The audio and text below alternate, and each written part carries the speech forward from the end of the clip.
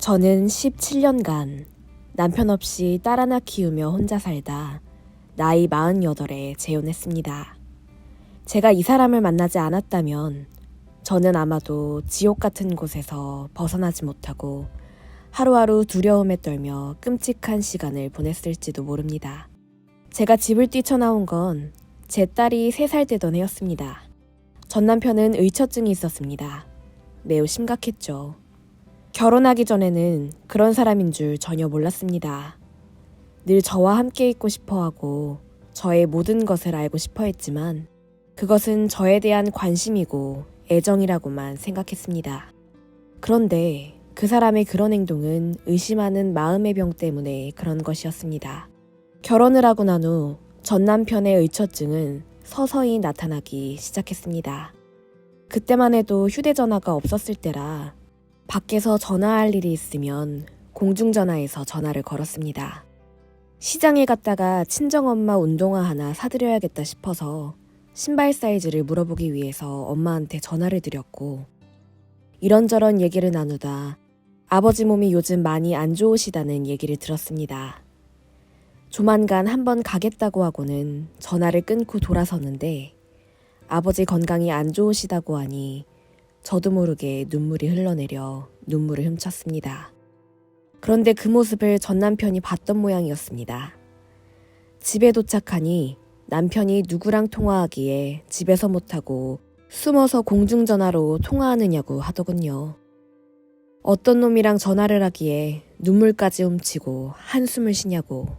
내가 첫남자라고 하더니 사랑해서 못 잊는 놈이 있냐고 했습니다.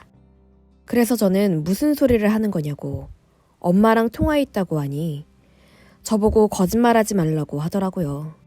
엄마랑 통화하는데 왜 집에서 안 하고 공중전화에서 숨어서 하냐고.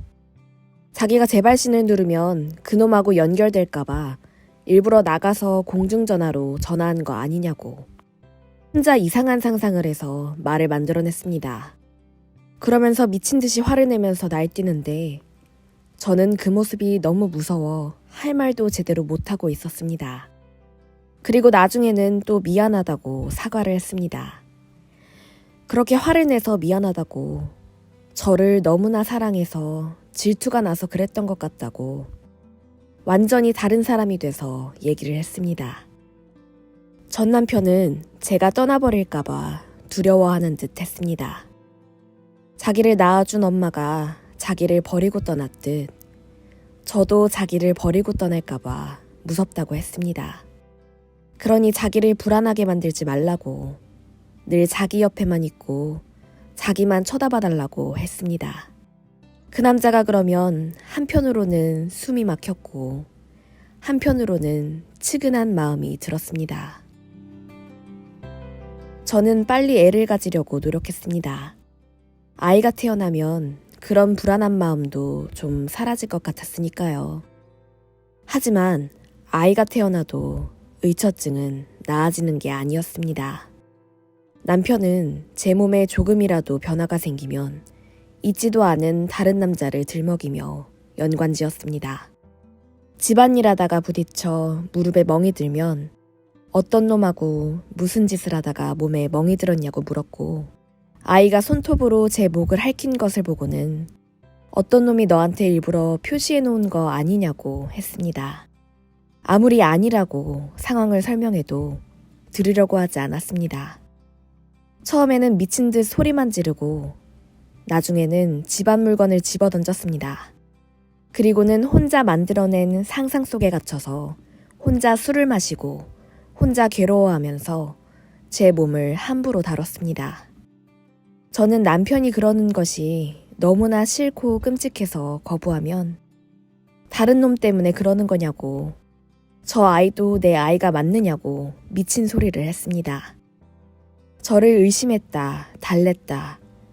결국엔 폭행으로 이어지더군요. 그리고는 또다시 자기가 잘못했다고, 저를 너무 사랑해서 그랬다고 싹싹 빌었습니다. 그런 일들이 계속 반복되었고 그 집에서 살다가는 제가 미쳐버릴 것 같았습니다. 다시는 안 그러겠다고, 이런 일 절대 없을 거라고 했지만 또다시 똑같은 일이 반복되던 어느 날 밤. 그 자리에 계속 있다가는 내가 죽든 그 남자가 죽든 둘 중 하나는 성치 못할 것 같았습니다. 남편이 잠깐 화장실 간 사이 저는 죽을 각오를 하고 애를 안고 집 밖으로 뛰쳐나왔고, 골목을 도망쳐 나오다 이대로 가다간 남편에게 잡힐 것 같아 문이 조금 열려있는 세탁소로 무조건 뛰어들어갔습니다. 아저씨한테 저 좀 숨겨주시라고, 저 남편한테 들키면 죽는다고 애원했죠. 아저씨는 우리 집 상황을 어느 정도 알고 있는 눈치였습니다. 제가 들어가자 얼른 세탁소 불을 끄고 문을 닫았습니다. 저는 아이와 그 안에서 쥐죽은 듯이 있었고, 남편은 미친 듯이 소리를 지르면서 저를 찾기 위해서 골목을 뛰어다녔습니다. 그때 너무나 무서워 저는 아이를 안고 제발 이 골목에서 무사히 벗어날 수 있게 해달라고, 제발 딸하고 둘만 살아갈 수 있게 해달라고 기도했습니다. 시간이 얼마나 지났을까. 한참 후 골목은 조용해졌고, 저는 그날 새벽 세탁소 아저씨에게 옷과 신발, 그리고 돈을 빌려 서울에서 멀리 떨어진 부산으로 가기 위해 버스에 몸을 실었습니다. 제가 집을 나오고 난 후 남편은 친정에 여러 번 가서 난동을 피웠다고 했습니다. 저를 어디다 숨겼냐고, 어떤 놈 집에 가서 살림 차렸냐고 빨리 얘기하라고 했답니다. 안 그러면 다 가만히 안 둔다고 협박까지 했던 모양이었습니다. 그 얘기를 듣고 친정오빠가 달려가서 한 번만 더 찾아오면 그때는 멀쩡한 몸으로 못 갈 거라고 전남편에게 경고를 했고, 전남편은 그 후로는 친정을 찾아가는 일이 없었다고 했습니다. 그 후로 저는 부산에서 정착하고 살았습니다. 저는 혹시나 남편이 찾아올까봐 친정 부모님 외에는 아무하고도 연락하지 않고 지냈습니다. 세탁소 아저씨한테는 연락 한번 드려야 되는데 그러지 못해 그것이 늘 마음에 걸렸죠. 그때 전화번호라도 하나 받아서 왔어야 했는데 급하게 오느라 아저씨 이름도 전화번호도 모르고 제대로 인사도 못한 채 부산으로 왔습니다. 제가 알고 있는 건 세탁소 이름밖에 없었는데 세탁소 이름으로 전화번호를 찾아보려고 했지만 전화번호 등록이 안 된 건지 찾을 수 없었습니다. 한번 찾아가서 빌린 돈도 갚고 빌린 옷과 신발도 갖다 드리고 싶었지만 혹시 그 골목에서 그 사람과 마주칠까봐 엄두도 내지 못하겠더라고요. 그렇게 세월이 한참 흘렀습니다. 아이가 학교 갈 나이가 되어서 동사무소에 가서 서류를 정리하다 보니 남편과 이혼 처리가 되어 있었습니다. 이혼 처리된 날짜를 보니 이미 1년이 넘어 있더군요.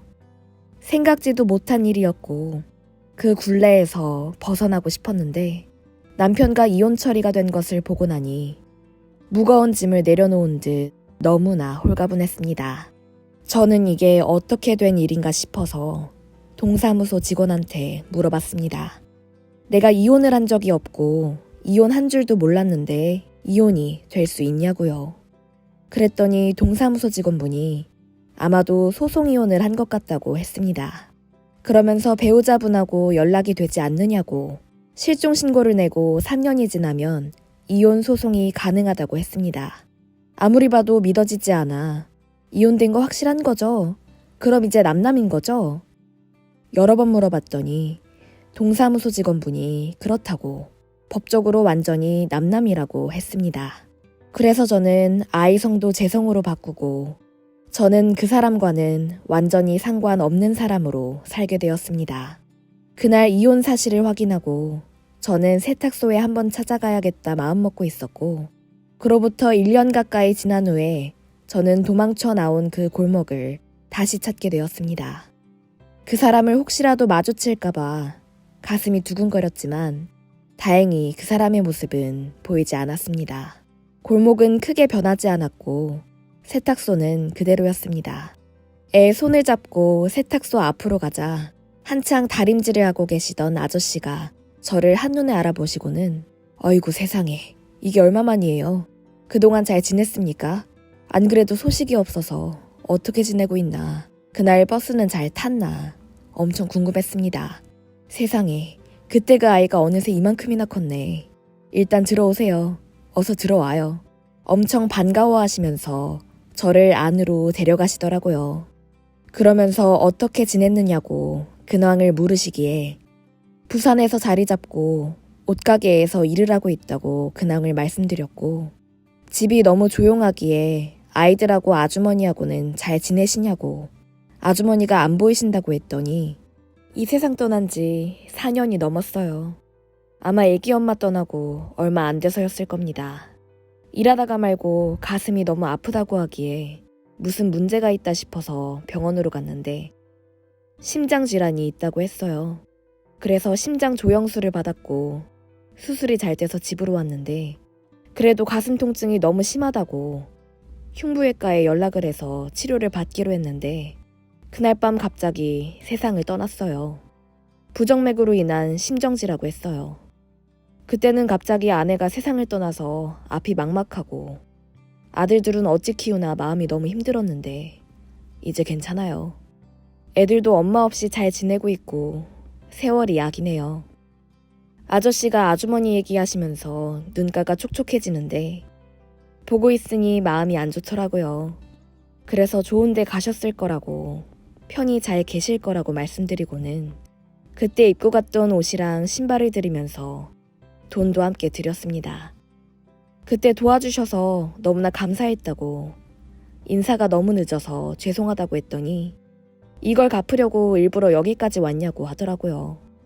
진작에 왔어야 했는데 너무 늦어서 마음에 늘 걸렸어요. 연락처도 모르겠고 아저씨 성함도 모르겠고 그래서 이렇게 늦었습니다.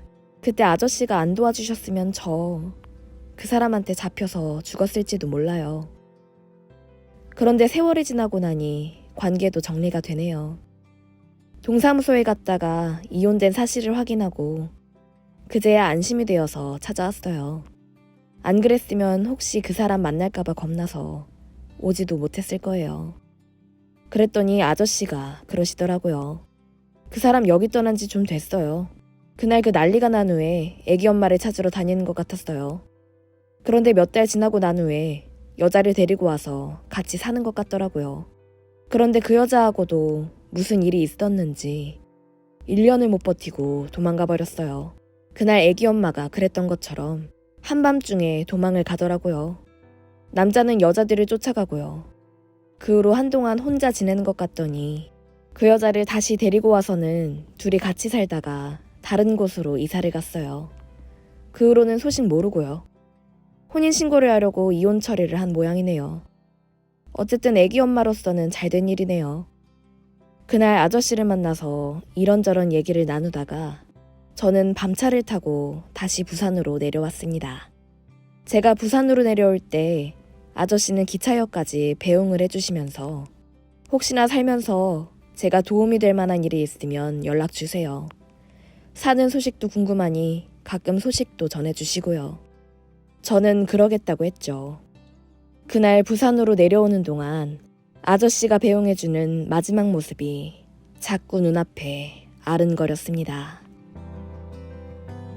그 모습이 외로워 보이기도 하고 처량해 보이기도 해서 자꾸 마음이 쓰였습니다.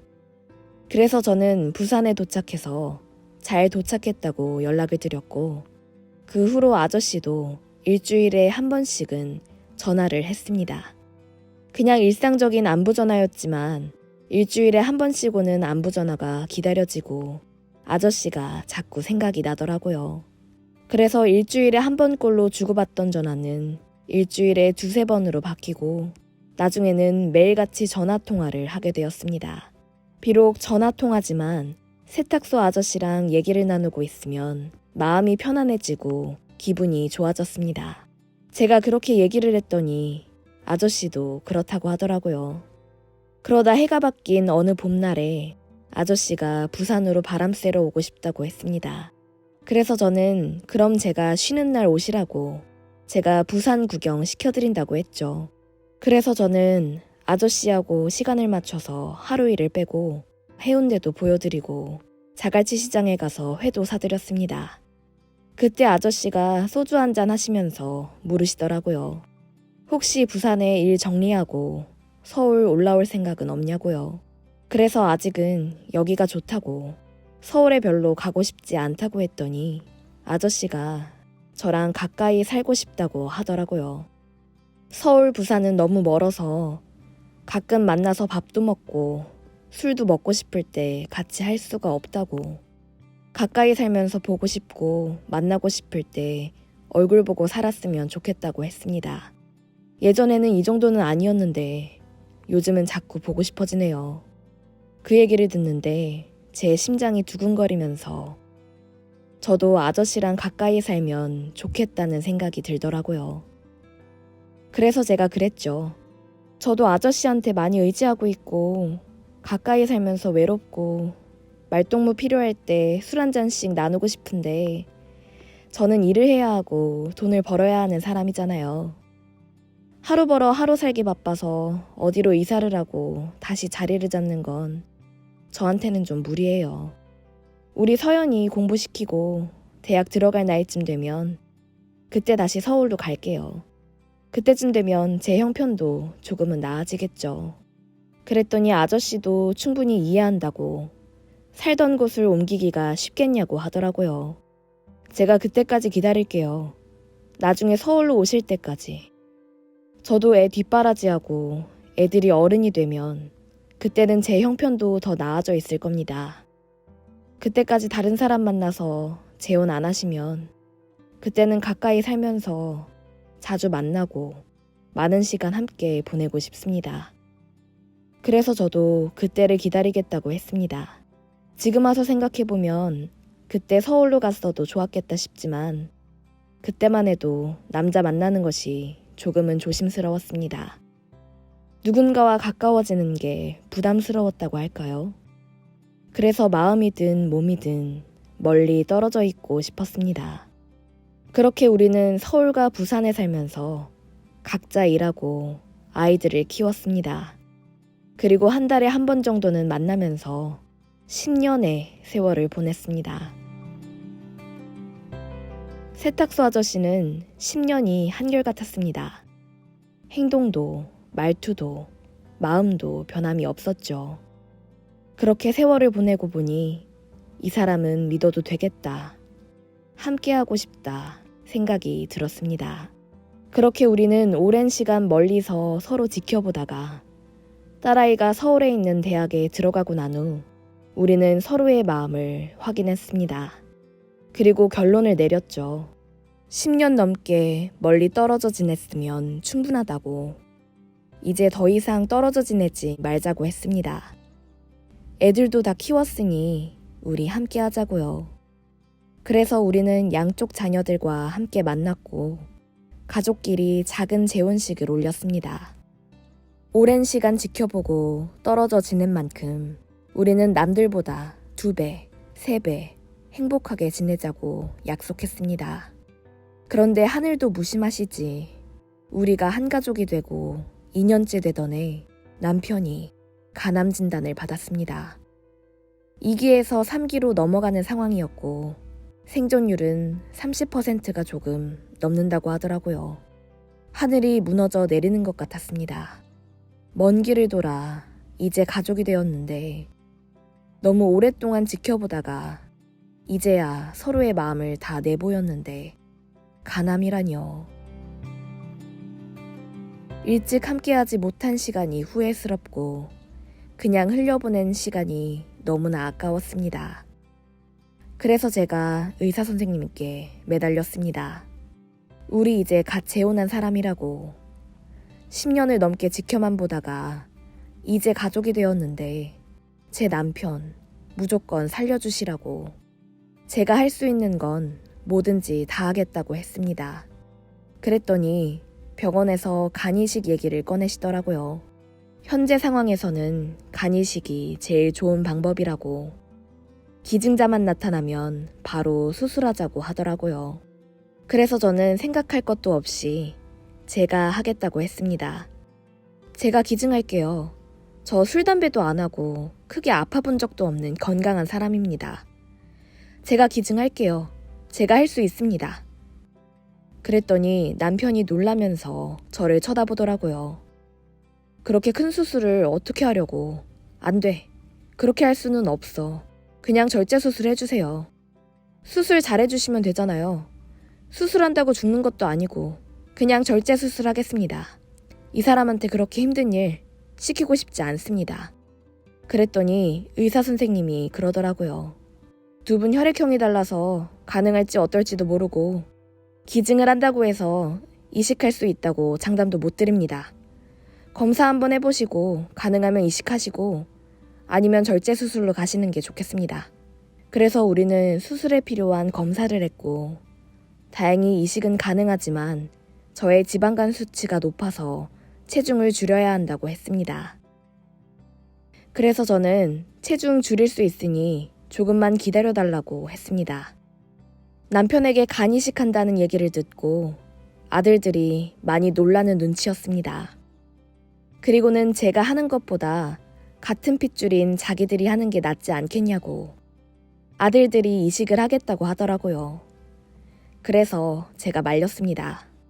너희는 앞으로 살아갈 일이 너무나 길고 너희는 결혼도 해야 되고 아이를 낳으면 그 아이들 책임도 져야 하는데 아버지 때문에 그럴 필요 없어. 우리는 부부가 되었고 앞으로 살아갈 날도 비슷하니 수술에도 큰 무리 없지만 너희들은 달라.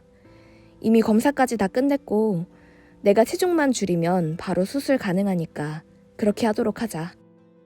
내가 너희 아버지한테 큰 은혜를 입었고 살면서 도움도 많이 받았어. 이 정도는 내가 해도 돼. 그러니 내가 이식할게. 하지만 아버지를 생각하는 너희 마음은 내가 평생 기억하고 있을게. 그렇게 저는 2개월간 체중 7kg을 줄이고 남편을 위해서 간이식을 했습니다. 수술은 성공적으로 끝이 났고요. 부부는 일심동체라고 했는데 우리는 간까지 나눠 가졌으니 정말 뗄래야 뗄 수 없는 진짜 일심동체가 되었습니다. 남편이 병원을 퇴원해서 나오는 날 그러더라고요.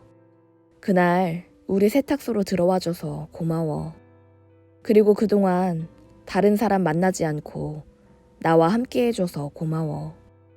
내 생명을 살려주었으니 당신은 내 생명의 은인이야.